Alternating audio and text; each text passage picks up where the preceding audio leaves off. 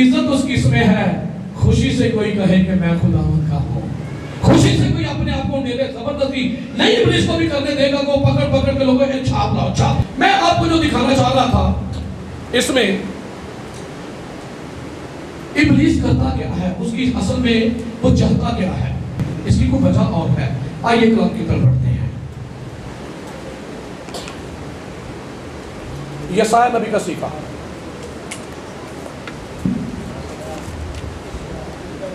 यशायाह 14वां बाब 12वीं आयत।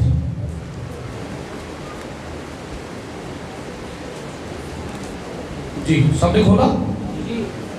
सुनिए, सब खोलिएगा। यशायाह 14वां बाब 12वीं आयत। आए सुबह के रोशन सितारे, तू क्यों कर आसमान पर से गिर पड़ा? आए कौमों को पस्त करने वाले, तू क्यों कर जमीन पर पटका गया? 13वीं आयत सुनिए। तू तो अपने दिल में कहता था मैं आसमान पर चढ़ जाऊंगा, मैं अपने तख्त को खुदा के सितारों से भी ऊंचा करूंगा, और मैं शिमाली तरफ में जमात के पहाड़ पर बैठूंगा, मैं बादलों से भी ऊपर चढ़ जाऊंगा, मैं खुदा ताला की मालिक होऊंगा। चिप लगा कर कोई किसी का राशन पानी रोक दे, इससे कोई नहीं है। असल बात यह है कि वो चाहता है जैसे सजदे खुदा के लिए होते हैं, ऐसे ही सजदे मेरे लिए हो। और यीशु मसीह से क्या कहने लगा? अगर तू मुझे सजदा कर दे, सारी शान शौकत ताला तेरे दे दूंगा। अब कैसी है? नहीं क्यों कह रहा था?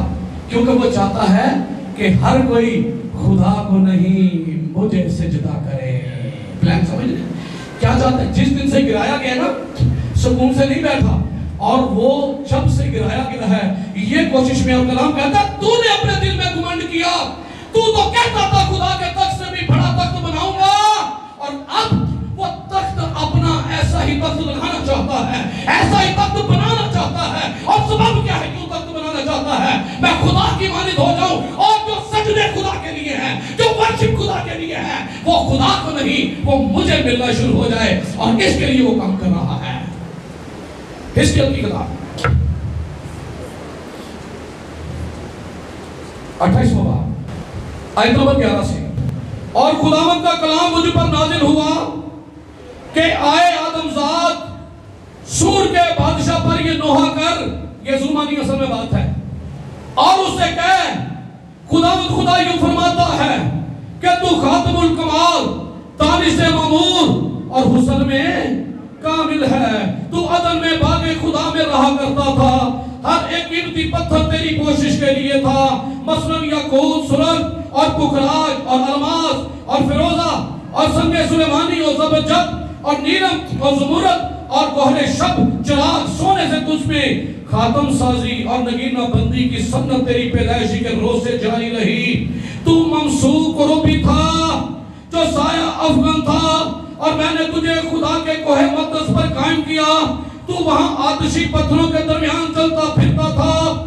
तू अपनी पैदाइशी के रोज से अपनी राहो रस्म में कामिल था, जब तक के तुझ में नाराज़गी ना पाई गई।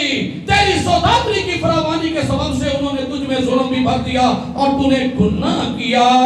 इसलिए मैंने तुझको खुदा के पहाड़ से गंदगी की तरह फेंक दिया और तुझ साया अफगन क्रोबी को आतिशी पत्थरों के दरमियान से फना कर दिया। क्यों कर दिया? तेरे दिल में घमंड आ गया कि खुदा मैं अपना तख्त ऊंचा लेके जाऊंगा, ये तू भी ऊंचा बड़ा बनाऊंगा। मामला चिप खरीदो फरोख्त का नहीं है, सिर्फ यहां तक रखे। और हमें ये ज्यादा फिक्र खा जाती है ना, खावांगे नहीं, क्या खाएंगे, क्या करें, बच्चों के लिए करना है, ये करें वो करें, बात को समझिएगा। राशन पानी के लिए ये करना है, ये तो चिप है। और लोग लगवाएंगे, कैसे लगवाएंगे, कौन नहीं लगाएगा और कौन लगवाएगा, मसला ये है। मकसद क्या है और कौन लगवाएगा और कौन नहीं लगवाएगा? वो लगाएगा नहीं, इससे मुराद यह है कि जबरदस्ती नहीं लगाएगा, लोग लगवाएंगे। और लगाने का मकसद और पर्पस क्या है, ये बात अगर समझ में आ जाए तो फिर आप कामयाब हैं, आप उसकी चालों से बच जाएंगे। असल मकसद ये है कि वो चाहता है कि मैं खुदा के तख्त से भी अपना तख्त ऊंचा बनाऊंगा, मुझे सजदा मिले, मुझे वर्शिप मिले, और उस हैवान का बुत बनाओ। क्या करो? उस हैवान का बुत बनाओ, बुत बनाओ, और फिर क्या करो? उसे, भाई सब हो गए, उसे क्या करो? सजदा करो। ठंड नहीं हो गया भाई? हालेलुया। थोड़ा सी वक्त है लेकिन थोड़ा बेकार रहना, होते शुरू है काम। बुत बनाओ और फिर उसकी वर्शिप करो। अब मुझे ये बताएं, एक बुत है, मैं बना के यहाँ खड़ा करता तो कोई सा भी बुत है, मैं कहता हूँ ना गौतम है भाई, लोगों को बताओ, बोलेंगे अच्छा जी गौतम में दीप है, ये राम है, जिसकी राम है, ये तो पॉल है। मैं ये कहना चाह रहा हूँ बुद्ध बुद्ध है। क्या कह रहा हूँ जी? बुद्ध। ओ कह दो कोई भाई, कोई शायद कोई शख्सियत है, बुद्ध बुद्ध है। अब ये मेरा मामला है, मैं गौतम कहूँ, मैं राम कहूँ, या उसे मुकद्दस कहूँ, बुद्ध बुद्ध है, नाम से वो बदल नहीं जाएगा। समझाइए भाई, यस और नो?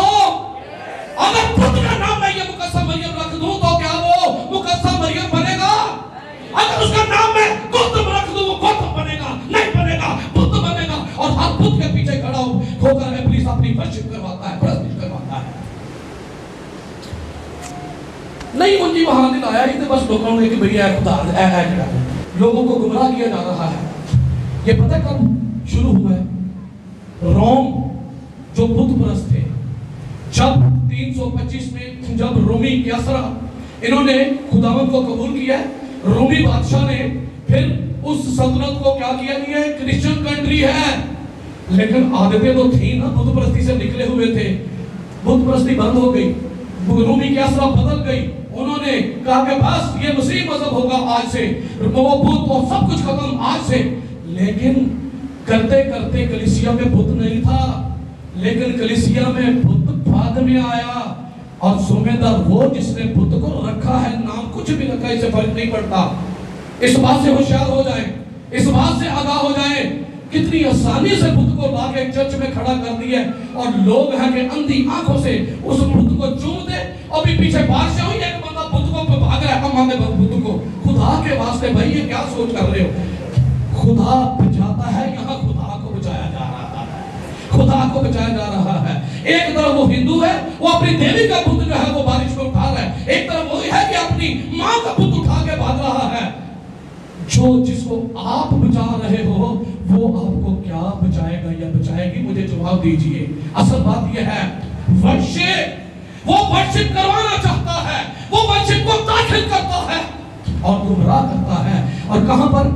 चर्च के अंदर लेके आया, चर्च के अंदर लेकर आया बुद्ध को, और कहा शुरू हो जाओ। और बजाय इसके कि काम हो, वक्त गुजरने के साथ मैं पूरे मुल्क में गया हूँ, और बड़ी तेजी से अब तो बाकायदा तौर पर ऊंची पहाड़ी बनाकर बुद्ध नस्ब किए जा रहे हैं, और बड़े डेकोरेट किए जा रहे हैं। इनको चढ़ दे रहे और वो पानी मथे ते लाके दूजे पासों थले आ जाते ने। अरे इस पानी को छोड़ो, पता नहीं केड़े केड़े वायरस ने, जिंदगी का पानी पियो, निजात पाओगे। होश में आए, हम खुदा के लोग हैं, नाम लेकर भी, खुदावंत के पास आकर भी अगर हम जिंदगी से महरूम हो गए, अगर निजात ना पाई, आसमान की बादशाही में दाखिल ना हो सके, तो कृत्य के खत में पौलुस कहता है सब आदमियों से ज्यादा बदनसीब है वो आदमी जो मसीह के पास भी दोज़ख की आग में चला जाए। मसीह के पास भी आए और फिर भी दोज़ख की आग में आगे करेगा, वो उस हैवान की परस्तिश करवाए, छाप करेगा नहीं, छाप। अच्छा अब मैं बात करता हूं, इसके लिए जो ग्रीक वर्ड है छाप के लिए,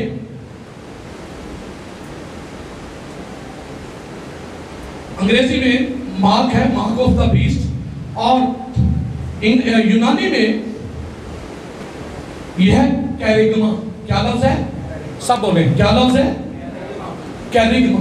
इसकी डेफिनेशन पढ़े तो लिखा आ स्टैम्प, छाप, मोहर, और ये उन जगहों पर भी ये लफ्ज इस्तेमाल होता है। यहाँ पर बुजुर्ग हमारे बैठे हुए हैं, बड़े बैठे हुए हैं, इनको पता होगा जो पंजाब से बिलोंग करते हैं, पंजाब में भैंसों के ऊपर भी मोहर लगाई जाती थी। हाँ जी बुजुर्गो, ठीक कह रहे हैं आप?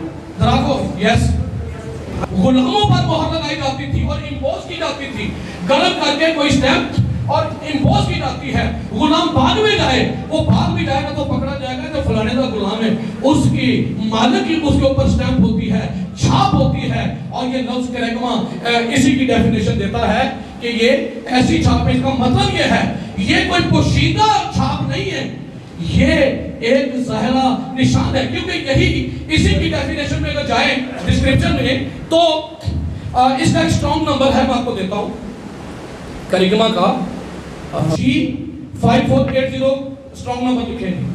अब ये होता क्या है ये भी बताता हूं जी। G5480 ये स्ट्रॉन्ग नंबर है। आपको यूनानी से किसी लफ्ज का मतलब समझना है तो यूनानी की जो इंजील है, पूरी इंजील के साथ साथ उन्होंने नंबर्स दिए हुए हैं कि इस लफ्ज का ये नंबर है, इस लफ्ज का ये नंबर है। अगर आपको उसके बारे में जानना है कि इस लफ्ज का मतलब क्या है तो आप यूनानी की और इंग्लिश की जो डिक्शनरी है उसमें जाकर आप 5480 लिख देंगे, इसे स्ट्रॉन्ग नंबर कहते हैं। तो आपको ये लफ्ज कैरेगमा, इसका ओरिजिन क्या है और ये इसका मतलब क्या है, डेफिनेशन क्या है, रूट वर्ड क्या, सारी बातें आपको उसमें मिल जाएंगी। इसलिए आप बाइबल के तालिब इल्म हैं और आपको ये नंबर इसलिए दे रहा हूं ताकि आप इसकी छानबीन, क्योंकि यहाँ पर तो बेसिक चीजें बयान होगी, फिर आपको खुद भी कुछ तहकीक करनी है। तो 5480 जो नंबर है वो इसका स्ट्रॉन्ग नंबर है, समझ गया जी। और ये दो पार्टीज हैं, मिसाल के तौर पे इलेक्शन लड़ रही है, खेल के मैदान में उतर रही है, तो दोनों के पास कोई निशान होगा, दोनों के पास कोई, और उस निशान से साबित होगा कि ए पाकिस्तानी है और ए इंडियन है। दोनों के ऊपर वो निशान जो है तो वहां पर भी ये लफ्ज जो है वो उसी के माने देता है। तो पार्टी जो है उनके ऊपर भी दोनों के पास सिंबल है और इसका मतलब है कि ये कैरेगमा वर्ड जो है ये अपने अंदर ये माने रखता है कि ये कोई छुपी हुई चीज नहीं, ये कोई ढकी हुई चीज नहीं है, बल्कि ये कोई वाज़िया और ज़ाहिरा निशान है जो ये बताएगा कि मैं किस पार्टी से बिलोंग करता हूं।